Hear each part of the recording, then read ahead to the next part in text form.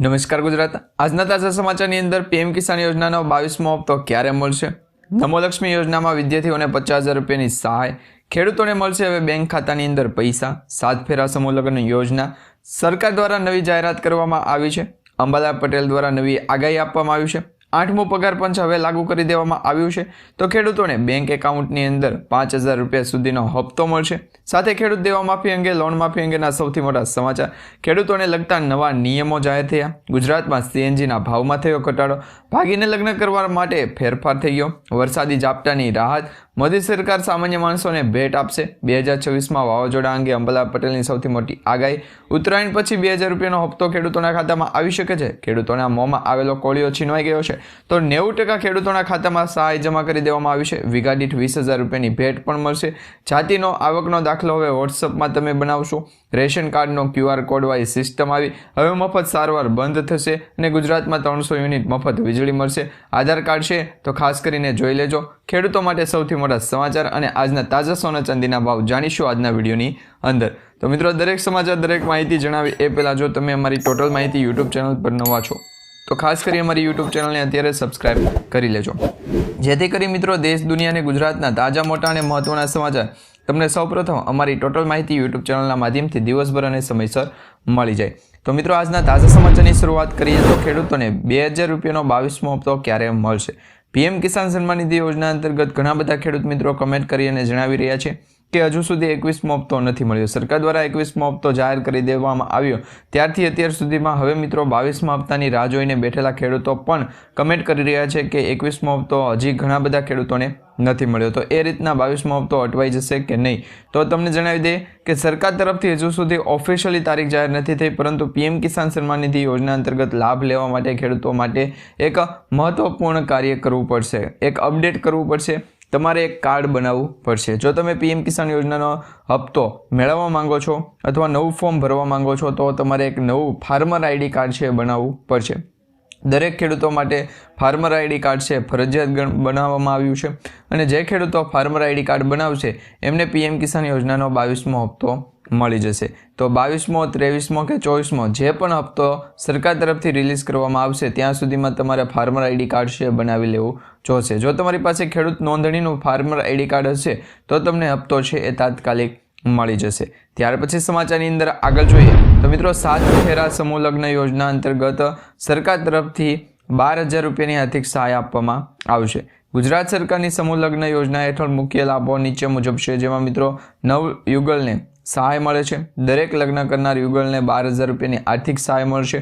આયોજક સંસ્થાને પ્રોત્સાહન, સમૂહ લગ્નનું આયોજન કરતી સંસ્થાઓને યુગલ દીઠ 3,000 રૂપિયા અને મહત્તમ 75,000 રૂપિયા સુધી મળવાપાત્ર રહેશે અને પ્રોત્સાહક રકમ આપવામાં આવશે. અને આ યોજનાની આર્થિક રીતે નબળા વર્ગના યુગલોને લગ્નમાં મદદ મળે અને સમૂહ લગ્નને પ્રોત્સાહન મળે એ માટે સરકાર દ્વારા આ યોજના બનાવવામાં આવી છે.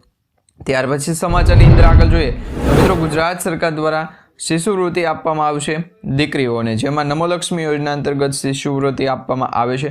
ગુજરાત સરકાર દ્વારા શરૂ કરવામાં આવેલી યોજનાઓ દીકરીઓને પણ લાભ મળી શકે. ધોરણ 9થી લઈને 12 સુધી ભણતર ચાલુ રાખવા માટે જે છે એ 50,000 રૂપિયા સુધીની શિશુવૃત્તિ આપવામાં આવશે. સ્પષ્ટ અને સમયસર મદદ છે સરકાર કરશે. હવે મિત્રો, તમને જણાવી દઈએ નમોલક્ષ્મી યોજના અંતર્ગત કઈ રીતના લાભ આપવામાં આવે છે. તો આ યોજના અંતર્ગત 50,000 રૂપિયા સુધીની શિશુવૃત્તિ 4 વર્ષ માટેમાં આપવામાં આવશે.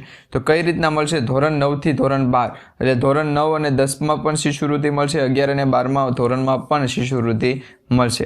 આવક મર્યાદા પરિવારની કેટલી હોવી જોઈએ? તો મિત્રો 6 લાખ રૂપિયા સુધીની આવક મર્યાદા હોવી જોઈએ અને અરજી તમે સંપૂર્ણ ઓનલાઈન કરી શકશો. અને લાભાર્થીની જે સંખ્યા છે, દર વર્ષે 10 લાખ વિદ્યાર્થીઓને લાભ આપવામાં આવે છે. તો તમારે પણ તમારા બાળકનું અથવા તો તમારા નજીકના કોઈ પણ વિદ્યાર્થીનું તમારે નમોલક્ષ્મી યોજના અંતર્ગત ફોર્મ ભરવું હોય તો નીચે કમેન્ટ બોક્સમાં નામ જણાવી દેજો. ત્યાર પછી સમાચારની અંદર આગળ જોઈએ તો મિત્રો, અંબાલાલ પટેલ દ્વારા સૌથી મોટી આગાહી કરવામાં આવી છે. ભર શિયાળે અંબાલાલ પટેલની એક વધુ આગાહી જાહેર થઈ છે. ખેડૂતોનું ટેન્શન વધ્યું છે. મિત્રો, તારીખ લખી લેજો, એ તારીખની અંદર વરસાદ તમે જોશો. હાલ ગુજરાત રાજ્યની અંદર કડકડતી ઠંડીનો માહોલ જોવા મળી રહ્યો છે.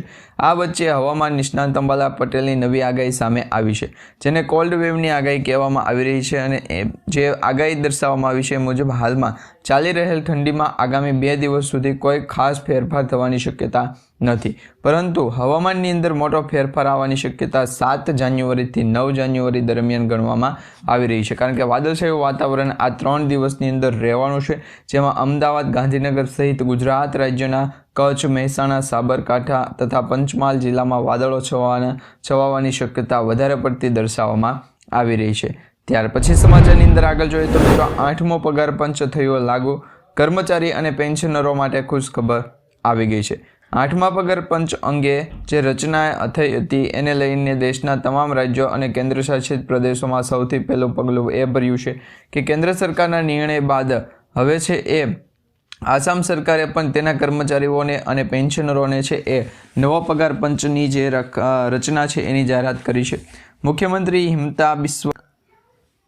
ત્યાર પછી સમાચારની અંદર આગળ જોઈએ તો મિત્રો ખેડૂત દેવા માફી અને લોન માફી ઉપર ખેડૂતોની આશા વધી છે. મિત્રો ઝારખંડ અને તેલંગાણામાં ખેડૂતોની 3 લાખ રૂપિયા સુધીની લોન માફ થવાના સમાચાર સામે આવી રહ્યા છે. ગુજરાત રાજ્યની અંદર પણ ખેડૂતો દેવાદાર બનતા જોવા મળી રહ્યા છે. ઘણા બધા રાજ્યોની અંદર ખેડૂતોને જે લોન હોય છે, બેંકમાંથી લીધેલી લોન એ સરકાર તરફથી માફ કરવામાં આવતી હોય છે. તો ગુજરાત રાજ્યની અંદર પણ ઘણા બધા ખેડૂત મિત્રોએ પાક નુકસાનીની કે પછી પાક ધિરાણની લોન લીધી છે, જેમાં સરકારી બેંક અને સહકારી બેંક બંને બેંકોમાંથી છે ખેડૂતોએ લોન લીધેલી છે.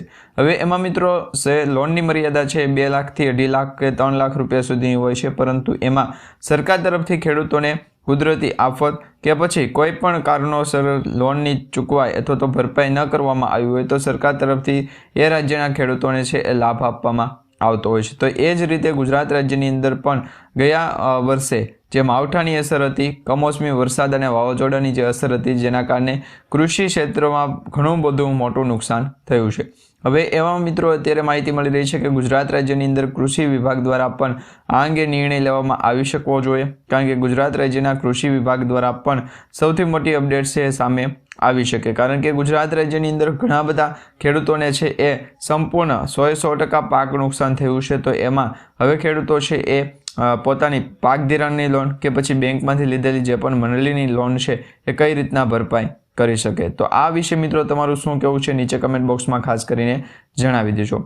ત્યાર પછી સમાચારની અંદર આગળ જોઈએ તો મિત્રો અત્યારે ખેડૂતોને લગતા નિયમોની અંદર ફેરફાર થઈ ગયો છે, જેમાં સૌપ્રથમ નિયમ છે કે પીએમ કિસાન માટે યુનિક કિસાન આઈડી જરૂરી છે, એટલે કે તમારે યુનિક આઈડી કાર્ડ છે બનાવવું પડશે, જેમાં પાક વીમામાં જંગલી જાનવરોથી થતું નુકસાન પણ કવર થશે અને 72 કલાકમાં નુકસાનીનો રિપોર્ટ છે એ જાણ કરવા માટેની જે છે એ જાહેરાત કરવામાં આવી છે. એટલે ગુજરાત રાજ્યના ખેડૂતોને છે અત્યારે ખાસ કરીને જણાવવાનું એ કે જે પણ ખેડૂતો હશે એમને યુનિક આઈડી કાર્ડ બનાવવું પડશે. ત્યાર પછી સમાચારની અંદર આગળ જોઈએ તો ગુજરાતમાં સીએનજીના ભાવની અંદર ઘટાડો થતો જોવા મળી રહ્યો છે. મિત્રો 2026ના પ્રથમ દિવસે એટલે કે આ વર્ષ શરૂ થયું તેના પ્રથમ દિવસે જ ગુજરાતના વાહન ચાલકો માટે રાહતના સમાચાર આવ્યા, જેમાં ગેસ કંપનીઓએ સીએનજીના ભાવમાં પ્રતિ કિલો છે 1.20 ઘટાડો કર્યો છે, એટલે કે ₹1.20નો ઘટાડો થઈ ગયો છે. હવે નવી ટેરિફ સિસ્ટમને કારણે ટ્રાન્સપોર્ટેશન ખર્ચ ઘટતા આ નિર્ણય લેવામાં આવ્યો છે, જેમાં સીએનજીનો ભાવ નવો છે એ 81.17 પ્રતિ કિલો થયો, જે અગાઉ મિત્રો 82.37 રૂપિયા પ્રતિ કિલો હતો. હવે આ ઘટાડાથી રિક્ષા ચાલકો અને મધ્યમ વર્ગના જે કાર માલિકો છે એમને આર્થિક રીતે મોટી જે છે એ રાહત મળશે. ત્યાર પછી સમાચારની અંદર આગળ જોઈએ તો મિત્રો ભાગીને લગ્ન કરવા માટેના ફેરફારો છે એ બની ગયા છે. હવે નવા નિયમો છે સામે આવ્યા છે, જેમાં ગુજરાત રાજ્યની અંદર ભાગીને લગ્ન કરતા યુવાનો માટે છે એ સૌથી મોટો નિર્ણય લેવામાં આવ્યો છે, જેમાં ગુજરાત કેબિનેટની બેઠકમાં જે નિર્ણય લેવામાં આવે એ પહેલાં મિત્રો પ્રવક્તા મંત્રી જીતુભાઈ વાઘાણીએ જણાવ્યું છે કે સરકાર ભાગીને થતા લગ્નોના કાયદાઓમાં ફેરફાર કરવા ગંભીરતાથી વિચારણા કરી રહી છે. નવા પ્રસ્તાવ મુજબ લગ્ન નોંધણી માટે ક્લાસ 2 અધિકારીની મંજૂરી લેવી પડશે અને માતા પિતાને 30 દિવસ નોટિસ આપવી ફરજિયાત છે. આ સાથે કાયદા મંત્રી અને નાયબ મુખ્યમંત્રી હાલ આ જટિલ સામાજિક મુદ્દાની કાયદાકીય સમીક્ષા છે કરી રહ્યા છે અને હવે ટૂંક જ સમયની અંદર મિત્રો આ બાબતનો પણ મોટો નિર્ણય આવી જશે. ત્યાર પછી સમાચારની અંદર આગળ જોઈએ તો મિત્રો વરસાદી ઝાપટાથી અત્યારે ખેડૂતોને રાહત મળી છે, જેમાં વર્ષ 2026ની શરૂઆત થતાં ખેડૂતો ગુજરાતના ખેડૂતો છે ખાસ કરીને એમને ચિંતાજનક સાબિત થયું હતું, કારણ કે ઘણા બધા ખેડૂતોને પાક નુકસાન થવાનો પણ વારો આવી શકે એમ હતું. જેમાં મિત્રો રાજ્યમાં કડકડતી ઠંડી વચ્ચે અચાનક હવામાન પલટાતું અથવા તો માવઠાનું જે સંકટ ઊભું થયું એમાં મિત્રો વહેલી સવારથી દક્ષિણ ગુજરાતના નવસારીના મોરોલી અને સુરતના હજીરા વિસ્તારોમાં કમોસમી વરસાદ વરસ્યો હતો. ઉત્તર ગુજરાતના પણ પાટણ પંથકમાં પણ વરસાદી છાંટા છે એ પડતા રવિ પાક પકવતા જે ખેડૂતો છે એમાં દોડધામ મચી ગઈ હતી. એટલે કે મિત્રો હવે જો માવઠું કે પછી કમોસમી વરસાદ થાય તો ખેડૂતોને મોટું નુકસાન છે થવાની અત્યારે ભીતિ સેવાઈ રહી છે. ત્યાર પછી સમાચારની અંદર આગળ જોઈએ તો મોદી સરકાર સામાન્ય માણસોને ભેટ આપશે, જેમાં મોદી સરકારની 2026ની બ્લુપ્રિન્ટ માટે 7 મોટી જાહેરાતો અને પ્રોજેક્ટ છે એ સામાન્ય માણસોને મોટી રાહત આપી છે. જેમાં સૌપ્રથમ મુંબઈ અને અમદાવાદ રૂટ ઉપર છે એ બુલેટ ટ્રેન શરૂ કરવામાં આવશે. એટલે અમદાવાદ અને મુંબઈના રૂટ ઉપર છે બુલેટ ટ્રેનનું જે છે એ શુભારંભ હવે ટૂંક જ સમયની અંદર લગભગ ઓગસ્ટ મહિનાની અંદર થઈ જશે. આ સાથે મિત્રો ભારત 2026 સુધીમાં તેના નેટવર્કમાં 300 કિલોમીટરથી પણ વધુ નવી મેટ્રો છે એ અને પ્રાદેશિક રેલ લાઇન છે એ ઉમેરવા જઈ રહ્યું છે. અને આ સાથે 1 જાન્યુઆરી 2026થી જે નિયમોની અંદર ફેરફાર થયા, ઘણા બધા ખેડૂત મિત્રોને, ગરીબ પરિવારોને અને મધ્યમ વર્ગના લોકોને છે ફાયદો થયો. એ માટેની જે યોજના બનાવવામાં આવી એમાં હવે મિત્રો ઇલેક્ટ્રોનિક સામાન ખરીદવાની જે રીત છે એ પણ બદલાઈ ગઈ છે. હવે ઇલેક્ટ્રોનિક સામાન જ્યારે પણ ખરીદવો હોય તો એના માટે તમારે છે એ 3 સ્ટાર કે 5 સ્ટાર હોવું લેબલ ચેક કરવું પડશે અને જે તે પણ પ્રોડક્ટ હશે એની ઓરિજિનલ MRP છે ત્યાં સ્ટેન્ડ બાય મૂકવી પડશે. તો આ મોટો એક નિર્ણય છે એ મોદી સરકાર દ્વારા લેવામાં આવ્યો છે, જેથી કરી સામાન્ય જે માણસો છે એના જે ખિસ્સા છે એના ઉપર અસર ના પડે. ત્યાર પછી સમાચારની અંદર આગળ જોઈએ તો મિત્રો 2026માં વાવાઝોડા અંગે અંબાલા પટેલ દ્વારા સૌથી મોટી આગાહી કરવામાં આવી છે. હાલ જે સમાચાર સામે આવી રહ્યા છે તેના વિશે જણાવી દઈએ તો અંબાલા પટેલે જણાવ્યું છે કે 2026માં શનિ મીન રાશિમાં પ્રવેશ કરશે અથવા તો આ જે તેનો પ્રભાવ છે જોવા મળશે. હવે સમય વૈશ્વિક સ્તરે આગ અકસ્માત ઘટના બનવાની શક્યતા વધારે દર્શાવવામાં આવી છે. હવે મિત્રો તેઓ માને છે કે 2026માં મીન રાશિના શનિનો પ્રભાવ એવું હોય છે કે કેટલાય દેશોમાં પૂર કે પ્રકૃતિની પ્રવૃત્તિ જે આપત્તિઓ છે એની સંકેતો છે જોવા મળી શકે છે. ત્યાર પછી